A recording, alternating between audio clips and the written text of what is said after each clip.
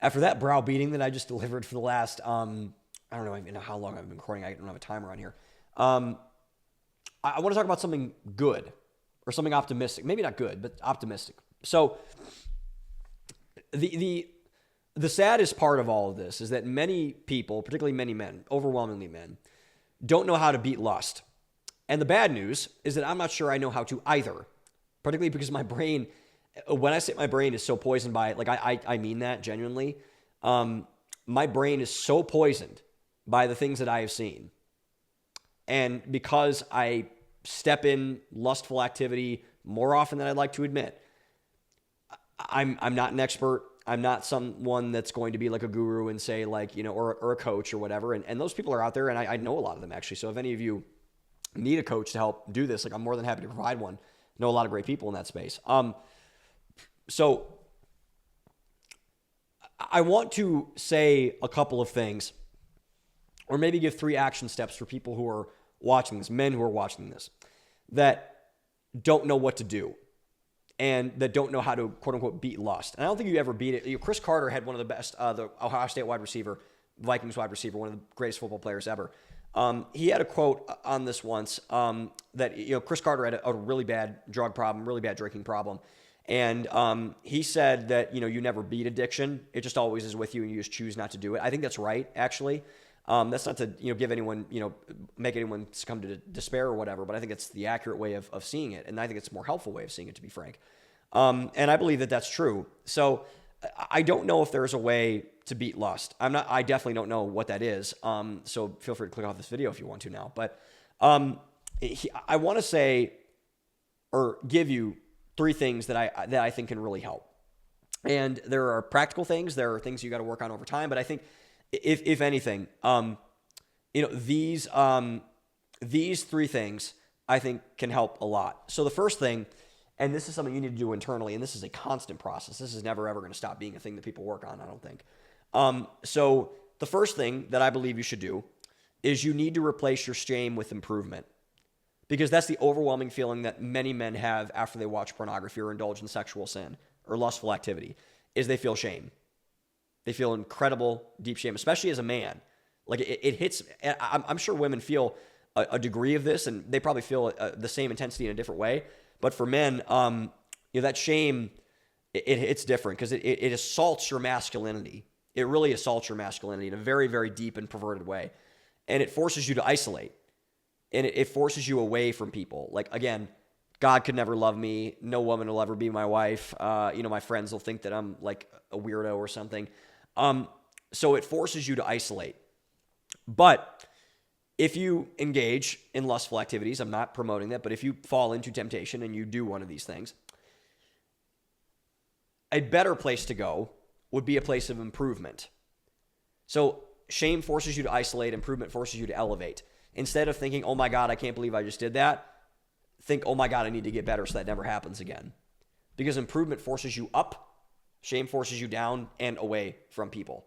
So remember, especially for my Christian guys out there, you need to move towards the things of God, which is what value-driven personal development does. This is why Christianity is not a self-improvement seminar, cult, religion, whatever. But Christianity is the biggest, the most helpful self-improvement mechanism there is out there. I'm a firm believer in that. So that's what value-driven personal development does for you. Moving towards the righteous things, moving towards the things of God, moving towards all of these things. So if you are able to undercut your shame and replace it with, I need to get better, I need to improve, then I think that's a great first step. And that's obviously internal work that needs to be done over time. Then you need to have a goal that is more important than your lust. This is getting ahead of your lustful activities instead of behind them. The first thing is what you do after you fall into sexual sin or lustful activity. The first one is to have, or the preeminent, the one that cuts things out at the knees before it even happens, is having a goal that's more important than your lust. This is very important. So something needs to be more important than you engaging in lustful activity, pornography, solo sexual activity, outside, one night stands, all that sort of thing. The reason why is that you can use that to forsake the temptation of lust. So you need to have something that you can run to and say, like, you know what? I'm delaying gratification. I got to get busy doing something else. It's the same reason why if you're trying to lose weight, you need to have, my friend Joseph Hines, who was a skinny guy, he wanted to put on a lot of weight. He had this AI picture that he designed of himself. Joe was really skinny for the majority of his life. He's put on, I believe, like 50 pounds or something crazy like that.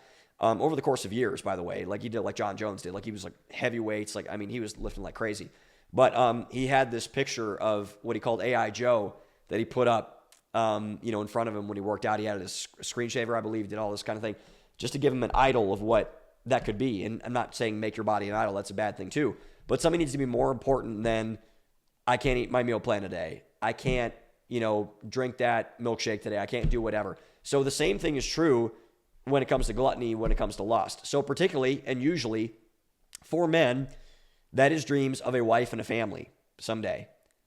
I would bet that a lot of men, the majority of men watching this right now, want a wife, a healthy marriage, and want a family with children someday. Hopefully lots of children. Children help. Children solve problems. And they're great. I love kids. And I think probably a lot of people watching this love kids. So that is what I use all the time when I'm struggling with lust, is saying, look, this is not for me. The sex is not for me. It's not for my immediate gratification. It's for my wife, and it's for my ability to procreate and be a leader of a family. And anything that gets in the way of that is a distraction. It's just not worth doing. It's a distraction. It's not going to help matters. And so think of that real hard. And if it's not a wife and a family, I highly recommend it's a wife and family and children, lots of children, to be honest. But if it's not that, then what is it for you? Get something bigger than the lustful stuff and put that on a pedestal and say, I want to go towards that and not towards the things that are below that, and not cheat myself in that process. And I think a lot of people get this third one wrong, and I want to make sure that I differentiate it. So I think a lot of people, when they're talking about how to beat porn, how to beat lust, how to beat all these things, they say, find a support group or find people that are struggling and seek help.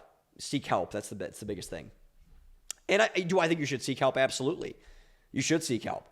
But what I think, especially for men, is more helpful and better is to find people to help, is to serve other people. So find other men around you that are struggling, for sure. But this is a key thing. Not only do you get help by them, but you can help them get better as well. So this speaks to something deep inside of men, very deep inside of men.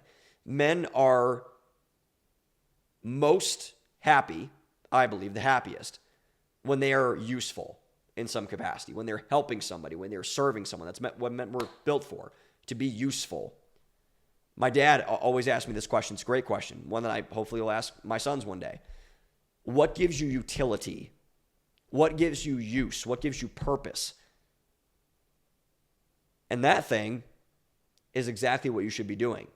How can you be useful to other men who are struggling with this? And they pour into you back. This is critical when it comes to eliminating shame and helping you become better in and of yourself. If you have people to help, then I believe that help will find you. Help finds people who help other people. Hurting people hurt people. Helpful people help people. I don't know if anyone's trademarked that, but I think I might trademark that if I haven't yet. But find men to help. It's really important to do that because, like I said, man, and if you're a guy, you probably don't even need me reminding you of this. A lot of men are really struggling on this, like really struggling on this. And, I think you can do a lot of good if you seek to help. Hurt people. That's why I don't believe in therapy, by the way, group therapy especially, God forbid. And it's why I believe in community, men's groups, women's groups, couples groups, etc. Getting around friends. That's far better than just a bunch of sad people together. Hurt people, helpful people, help people. Same is true with mental health. Same is true with physical health. Same is true with lust, addiction, pornography. And if you're a man out there and you're feeling hopeless, just know that it's not. Know that you have millions, tens of millions of men out there that would want to give you a hug, probably, and tell you that it's going to be okay. And if you take it seriously, I think it will be okay. But you got to get serious about it. And you got to take it as serious as it needs to be taken, because if you don't, unfortunately, you don't stand a chance. And I don't want that for you. So take it seriously and you'll end up in a better place.